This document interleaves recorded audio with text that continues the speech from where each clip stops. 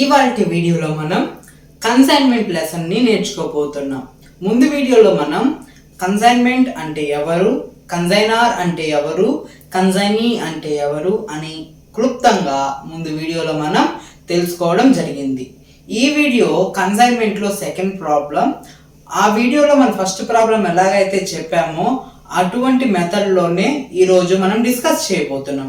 Okay, ఇంతవరకు ఎవరైనా మన వీడియోని సబ్స్క్రైబ్ చేయకుండా ఉండినట్లయితే వెంటనే వెళ్ళి బెల్ ఐకాన్ని క్లిక్ చేసి నోటిఫికేషన్ టంగ్ అని ఆన్లో చేసి పెట్టుకోండి. ఓకే, మన వీడియోస్ మీ ఫోన్స్ కి వస్తాయి. ఓకే, నోటిఫికేషన్ ద్వారా.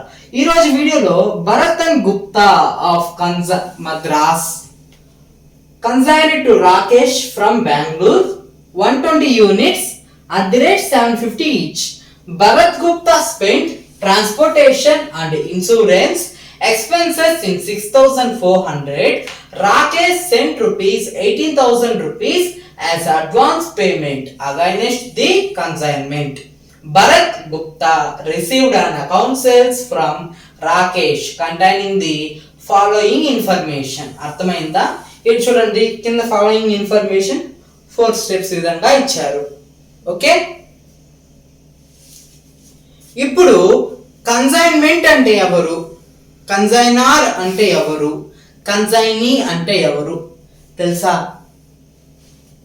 ఓకే, కన్సైన్మెంట్ అంటే consignment is the transaction of sending goods by one person to another person who is sell the goods on behalf of the first person.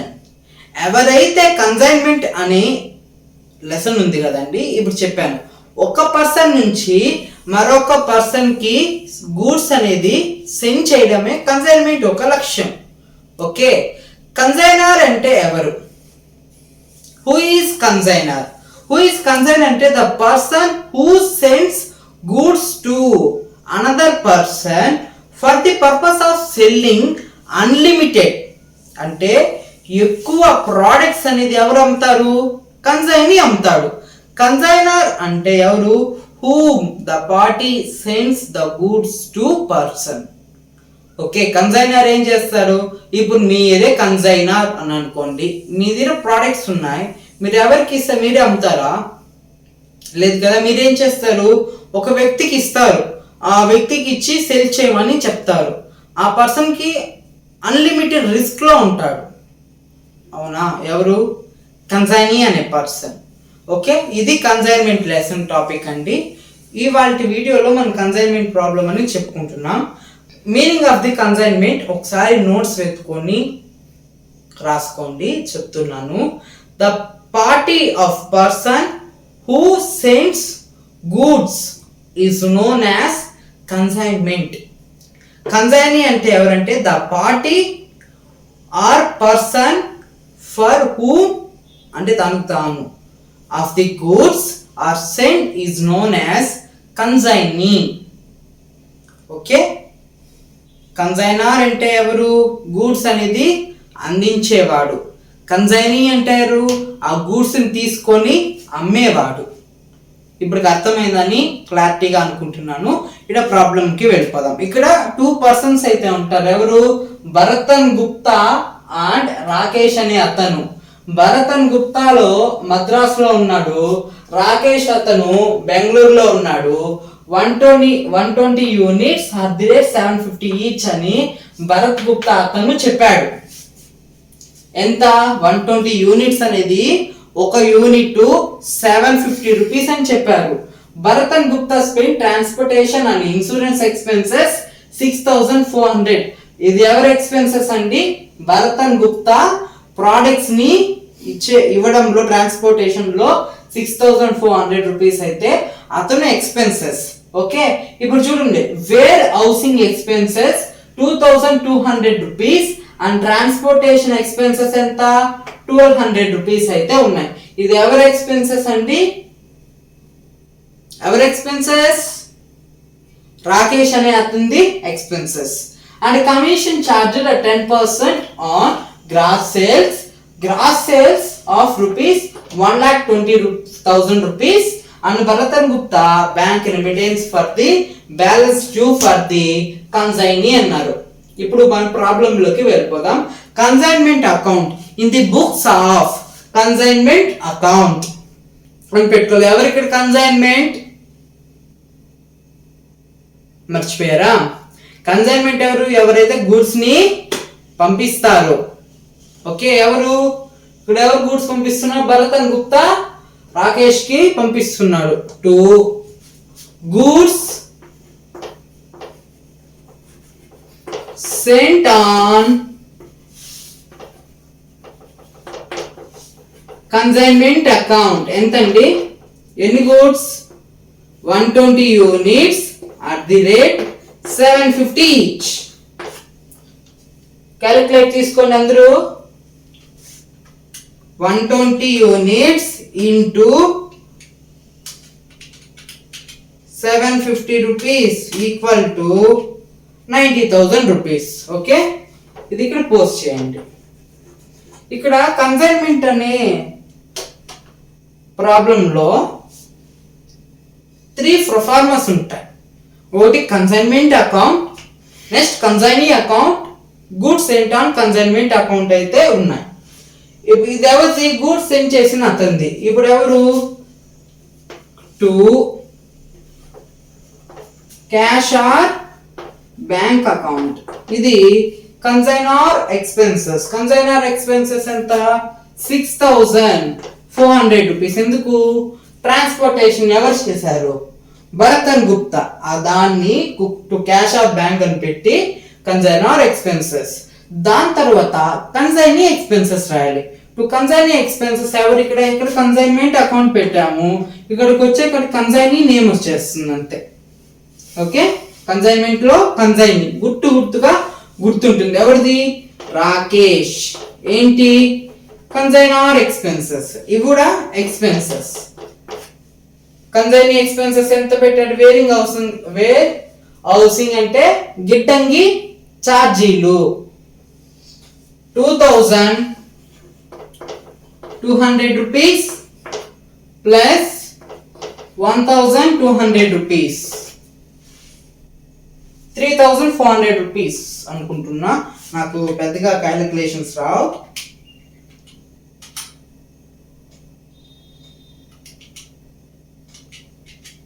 ₹3,400 కరెక్టే. అబ్బా, calculations ఎట్టో వచ్చాయని మనం కూడా.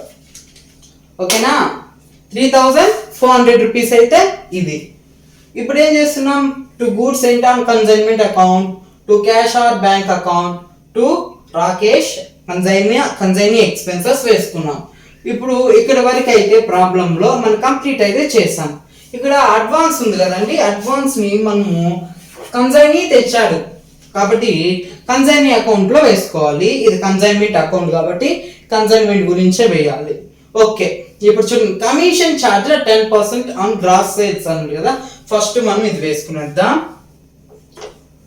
By Rakesh account. Gross sales ఎంత? 1,20,000 rupees. Okay, ఇప్పుడు commission to Rakesh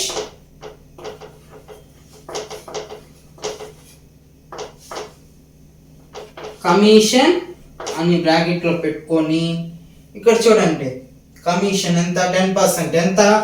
1,20,000 లో 10/100 చేయండి. వీడియో లెంత్ అవుతుంది కానీ స్కిప్ చేయకుండా చూసినట్లయితేనే మనకి అర్థమవుతుంది, లేకపోతే ప్రాబ్లం అర్థం కాదు. 12,000 రూపీస్. ఇక్కడ ఎలాగైతే రాసానో అలానే క్యాలిక్యులేట్ చేయండి, వస్తుంది ప్రాబ్లం. ఓకే, ఇప్పుడు వాడు ఏం చెప్పాడు? మన కమిషన్ ఇచ్చాం, గ్రాస్ సేల్స్ ఇచ్చాం. ఇప్పుడు ప్రాబ్లం అయితే ఇంతవరకు చెప్పింది అయింది. ఇంకా ప్రాఫిట్ అండ్ లాస్ అకౌంట్ ని మనం కనుక్కోవాలి. ఓకే, ఇప్పుడు బోత్ సైడ్స్ ఏదైతే ఎక్కువ అమౌంట్ ఉందో ఆ అమౌంట్ ని మనం రెండు పక్కల పోస్టింగ్ చేయాలి. ఒక్కసారి ఈ టోటల్ అమౌంట్ ని ఒకసారి క్యాలిక్యులేట్ చేయండి.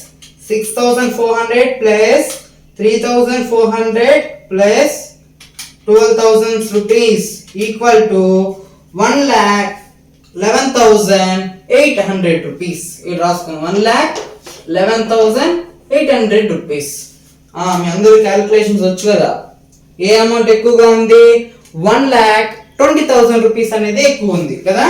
1,20,000 రూపీస్ ని 2 sides పోస్టింగ్ చేసేయాలి. ఓకే, అర్థమవుతుందా అర్థమైపోతుందా? చూడండి 1,20,000 కదా. ఇప్పుడు అట్ సైడ్ అమౌంట్ ఎక్కువ ఉంది, అప్పుడు ఇక్కడ ప్రాఫిట్ కదా. 1,20,000 rupees minus 1,11,800 rupees equal to 8,200 rupees అయితే మనకు వచ్చిన ప్రాఫిట్ ఎంత? ఇప్పుడు ఇదంతా క్యాలిక్యులేట్ చేయండి ఇక్కడ దాకా. ఈ అమౌంట్ అనేది యాజ్ ఇట్ ఈస్ అలానే వస్తుంది. ఇది కన్సైన్మెంట్ అకౌంట్. Okay, clear? గుర్తుందా?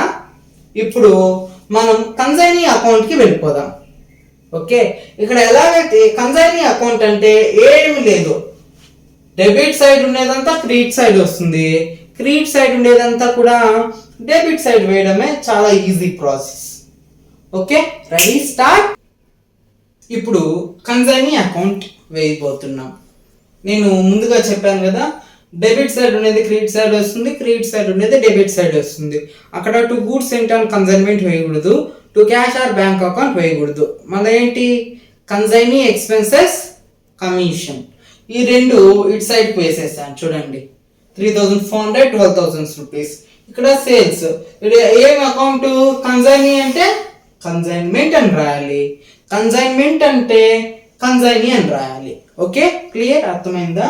ఇప్పుడు చూడండి, మనం ఇది వదిలేసాం కదా అడ్వాన్స్, అది ఇక్కడ వేసుకోవాలి. By cash or bank advance ఎంత? 18,000 రూపీస్.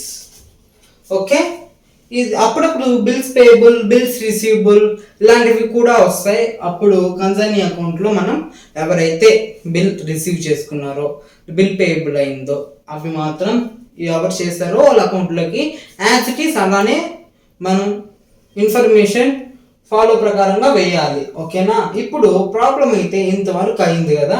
ఇప్పుడు చూడండి 1,20,000, ఈ పక్క అమౌంట్ ఎంత వస్తుందో ఒకసారి క్యాలిక్యులేట్ చేయండి.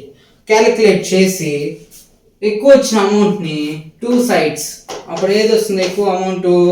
1,20,000.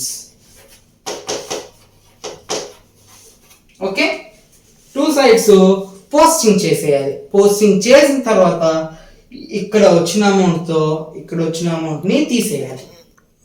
ఓకే, అప్పుడు ఎంత వస్తుంది ఒకసారి క్యాలిక్యులేట్ చేయండి.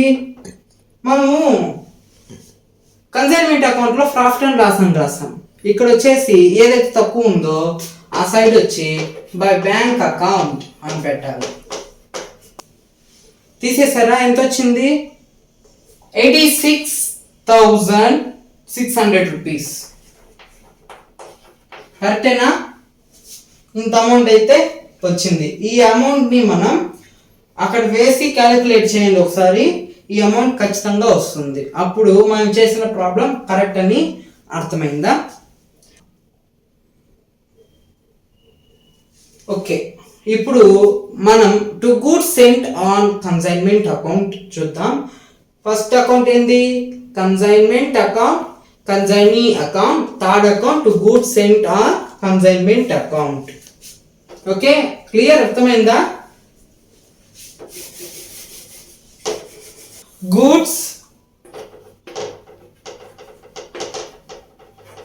Cent on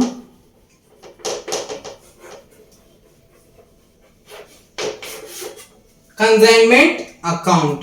consignment to goods sent on consignment account పెట్టి ఇక్కడ చూడండి debit side to trading account. మనం ఫస్ట్ ఎంత వేసుకున్నాం? 90,000 రూపీస్. ఓకే, ఈ పక్క వచ్చే కాడికి బై కన్సైన్మెంట్ అకౌంట్ 90,000 రూపీస్. ఇక్కడ వేసిన అమౌంట్ని ఇటు సైడ్కి వేసేసి రెండు పక్కల 90,000 రూపీస్ అని వేసి పోస్ట్ చేసి క్లోజ్ చేయాలి. ఓకే, ఇంతే అండి ఇవాల్టి వీడియోలో మనం కన్సైనర్ అంటే ఎవరు, కన్సైనీ అంటే ఎవరు, కన్సైన్మెంట్ అకౌంట్ అంటే ఏంటి అని క్లియర్గా తెలుసుకొని ఉన్నాం. ఓకే, అండ్ ఇంకా ఎవరన్నా ఇంకా అర్థం కాలేదు అని అనుకుంటే ప్రీవియస్ వీడియోలోకి వెళ్ళి అక్కడ ప్రొఫార్మాస్తో పాటు ఒక ప్రాబ్లం అనేది ఎక్స్ప్లెనేషన్ చేశాను. దాని క్లారిటీగా విని మళ్ళీ ఇంకోసారి ఈ వీడియోని చూడండి. డెఫినెట్గా కన్సైన్మెంట్ అకౌంట్ ప్రాబ్లమ్స్ ఇంత ఈజీనా అని అనుకుంటారు. ఇంకా ఎవరైనా మన వీడియోని పోకుండా ఉంటే మన ఛానల్ని వెంటనే వెళ్ళి సబ్స్క్రైబ్ చేసుకొని కష్టపడి వీడియో చెప్పారు అవునా, ఒక లైక్ వేసుకోండి. ఓకే, ఇంకా ఏమన్నా అర్థం కాలేదు అంటే మీరు కామెంట్లో సెక్షన్లో నాకు చెప్పినట్లయితే మీకు డెఫినెట్గా ఆన్సర్ ఇస్తా. Okay, bye guys.